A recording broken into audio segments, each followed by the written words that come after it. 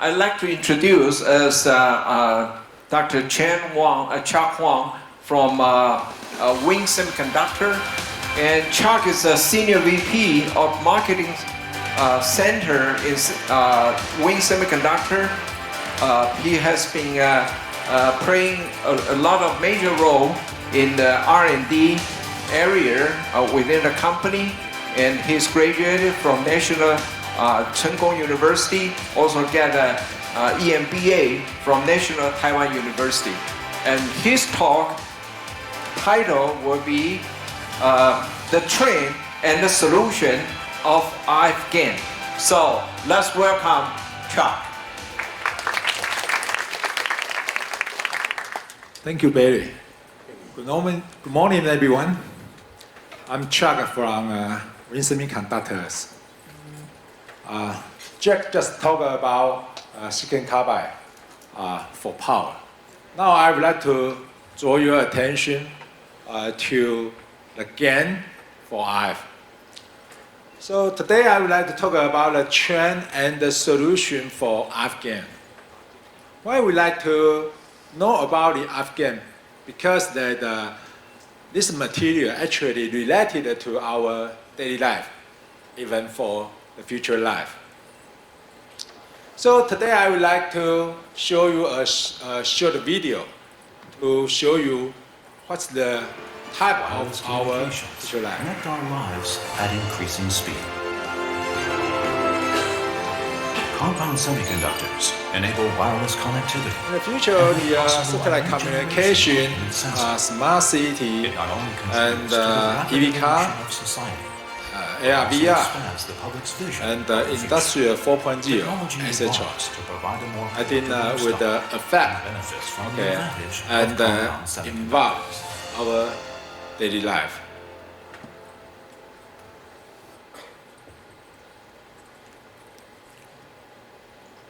Okay. So now with so-called multi-level communication system, then we can have a long distance data transmission with the satellite plus the infrastructure.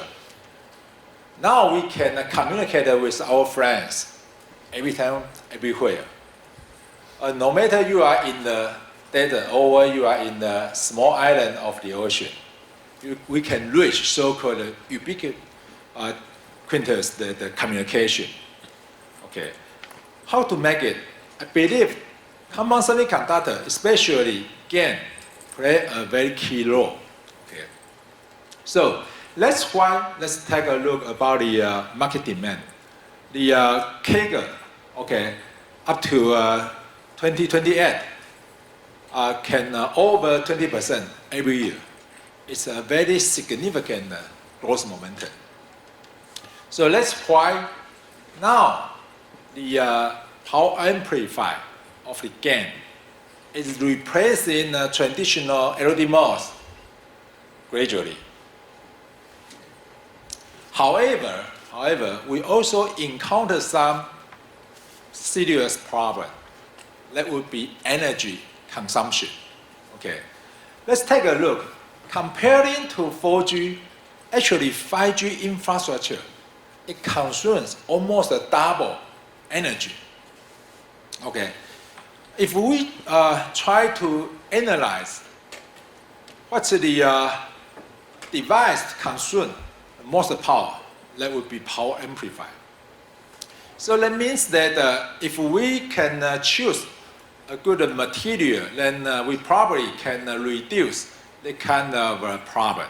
Okay, if we don't address that, then we cannot ease the global warming. Okay, so the question would be how to achieve high efficiency GaN mimic. I believe GaN nitride would be a material for sure.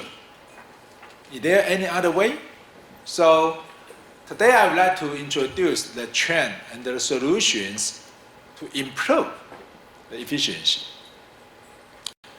Currently, people used to use so-called Doherty, the kind of topology for power amplify the 1979.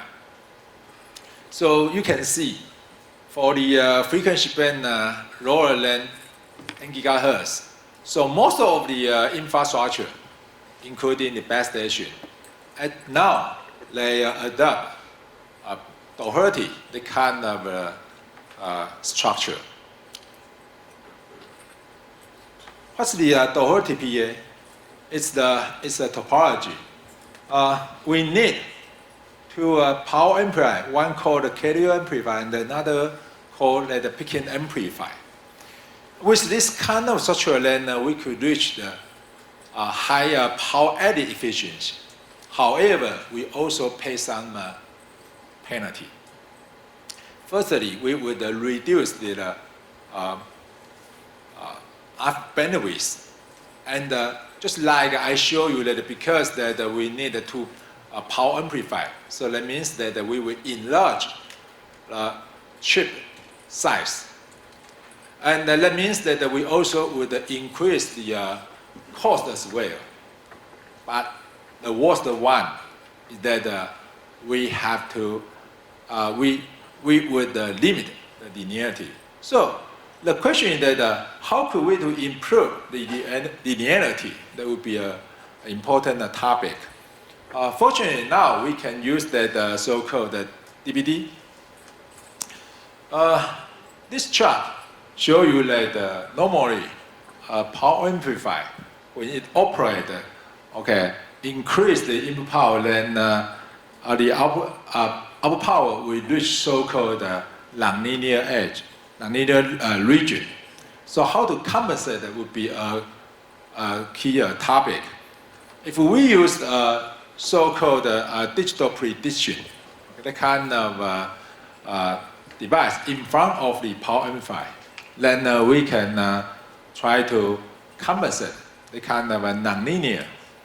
So the blue color is the original operation linear range.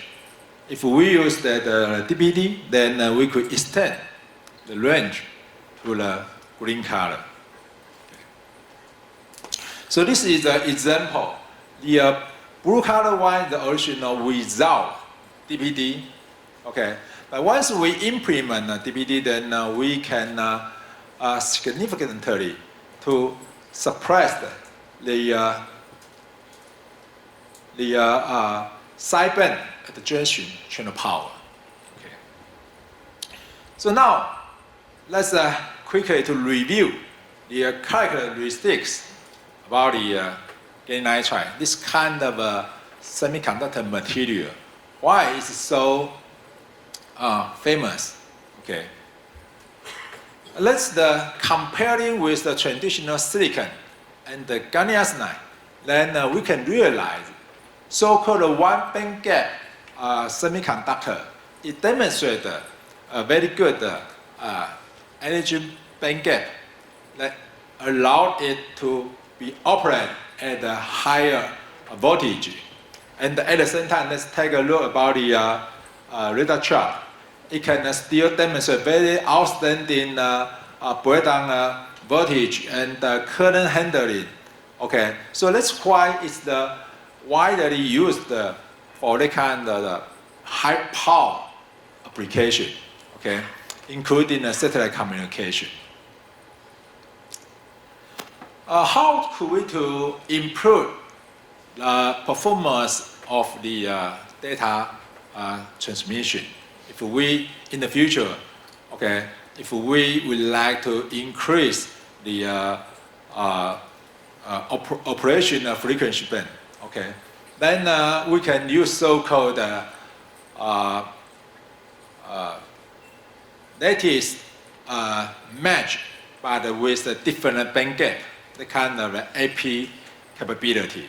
Okay, let me show you this chart. That means that actually for compound semiconductor, we have a lot of different kind of material for our usage.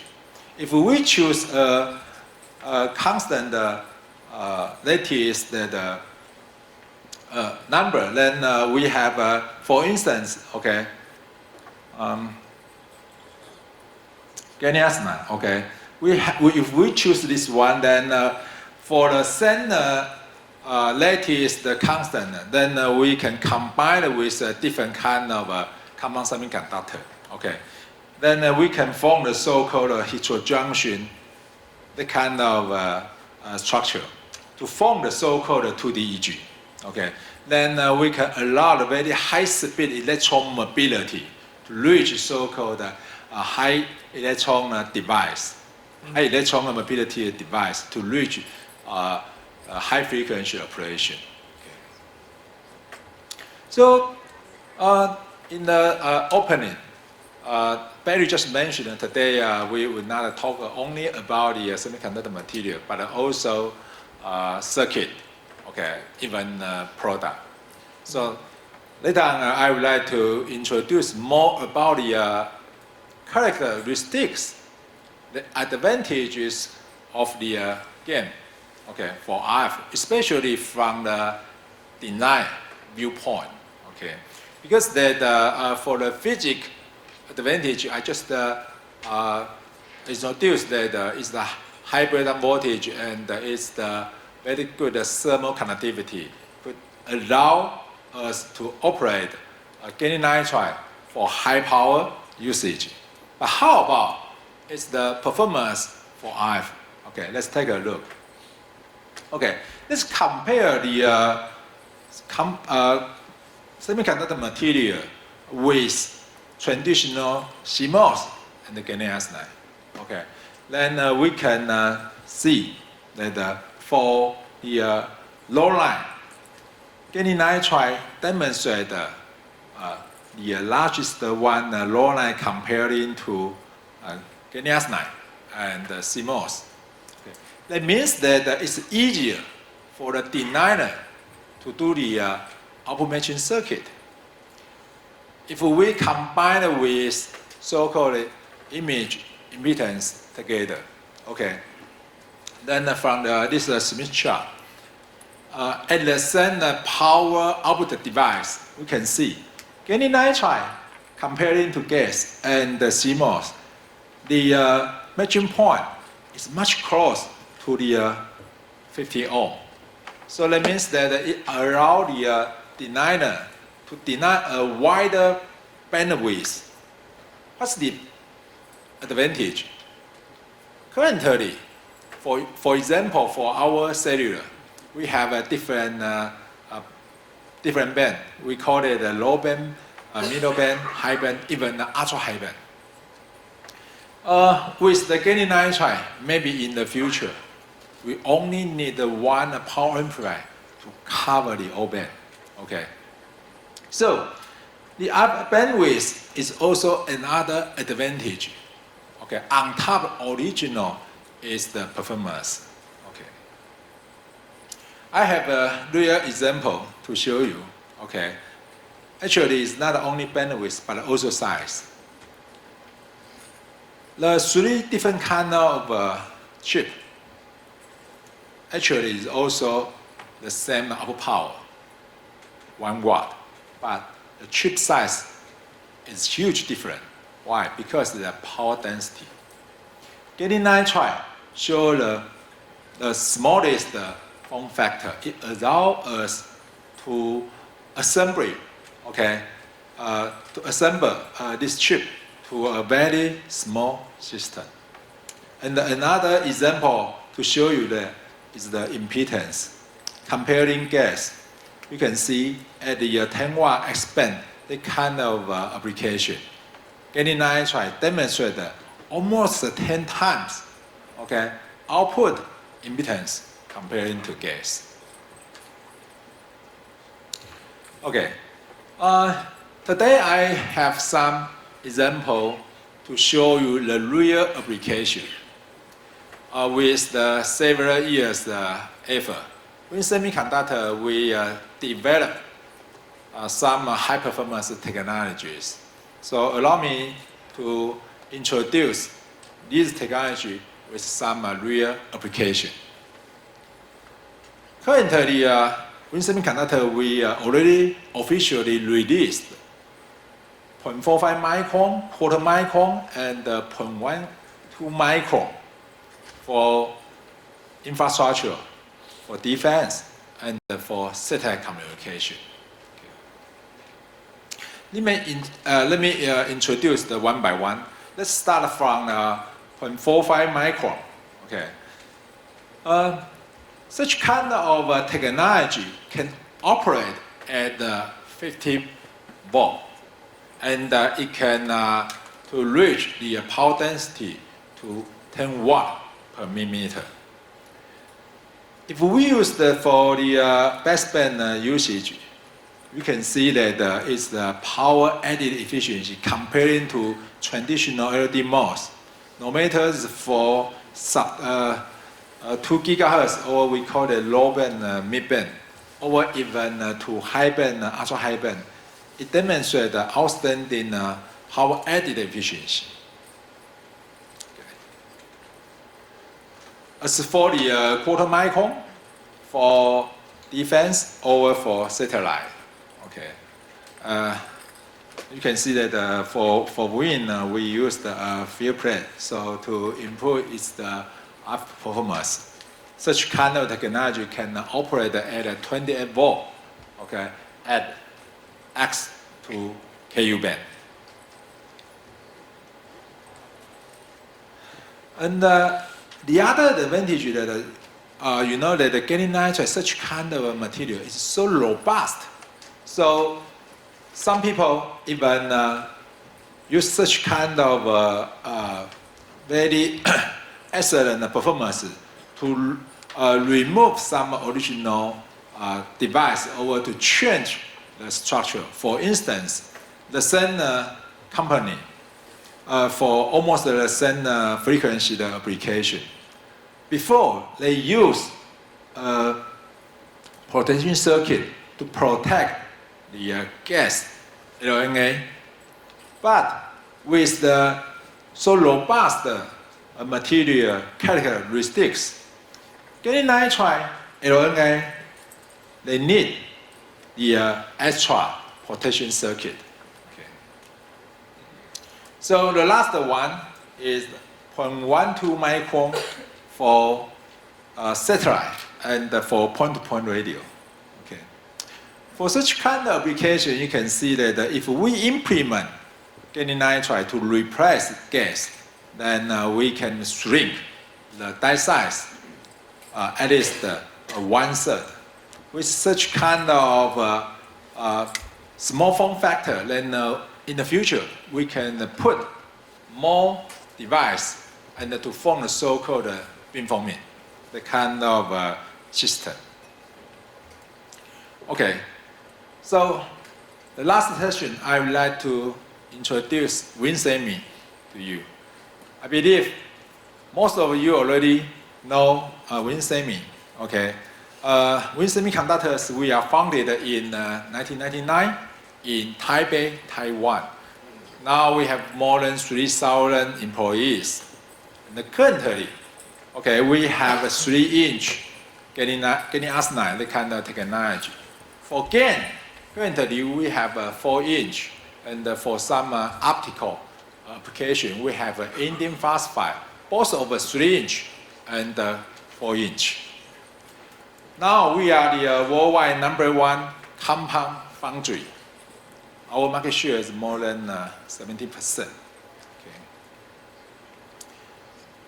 Our solutions cover from the 5G to satellite communication, and including the EV car and the AR, VR, and the 3D sensing, etc.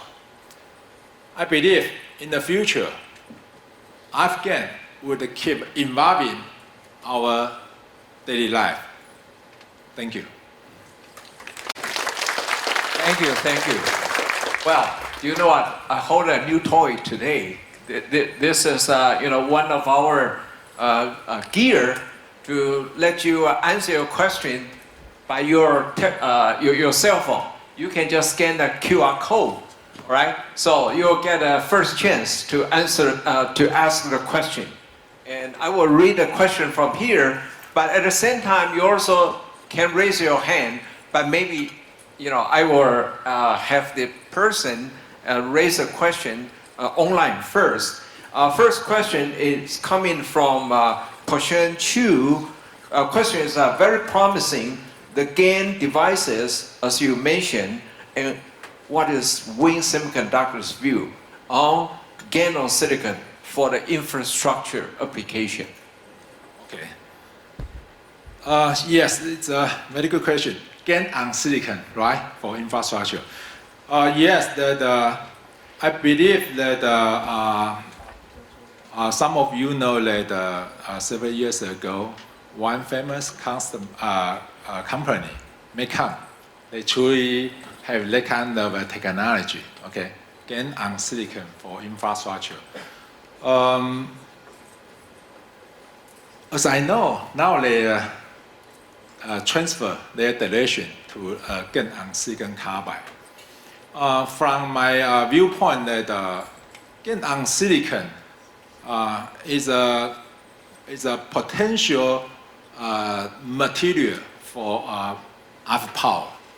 However, I also understand that it also has some challenges as well. For instance, thermal and the reliability.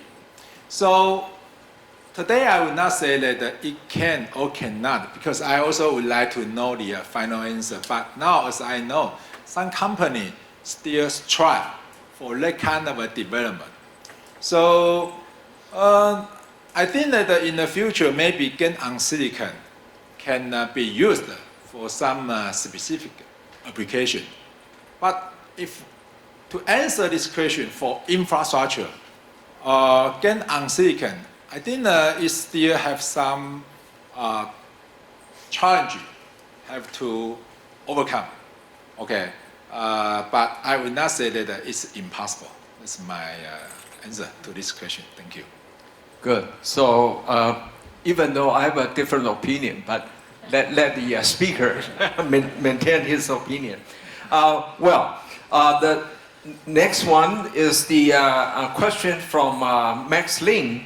What is your point of view about GaN on silicon RPA to be adopted by mobile phone to replace GaN, gas HBT or PHEM? Okay.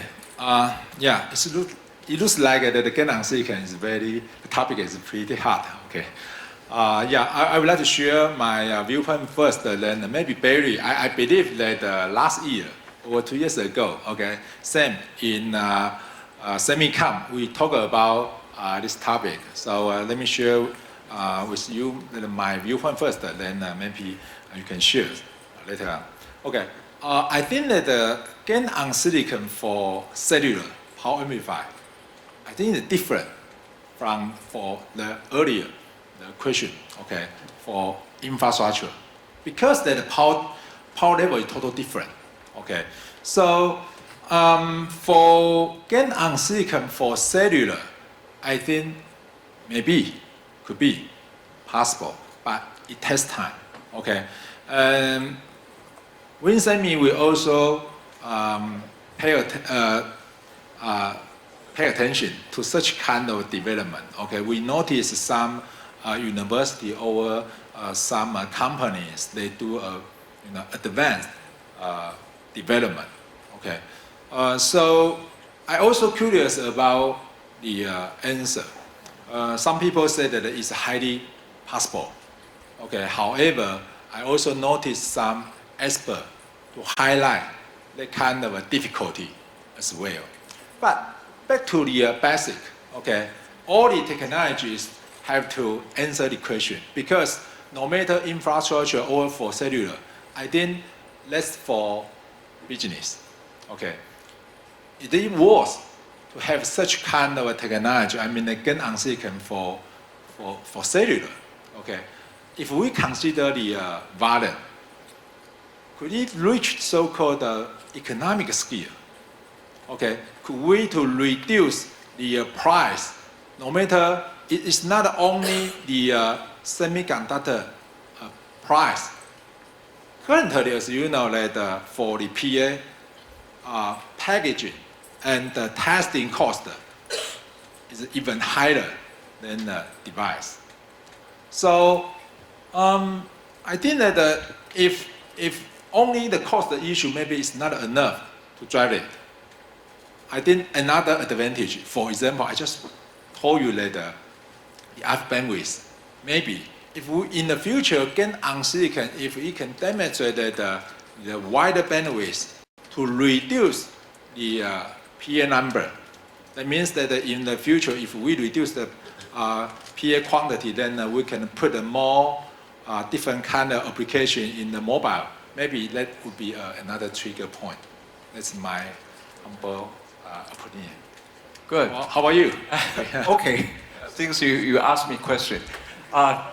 Yeah, my opinion is that, the GaN on silicon in the infrastructure, if you use it correctly, they do have its advantage for that in terms of cost effective, okay? And the performance-wise, if you limit it to a certain kind of power density usage, is a viable solution for that, okay?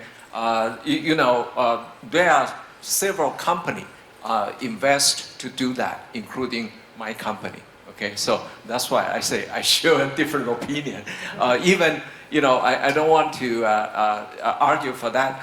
The second one is whether can we use GaN for the future handset application?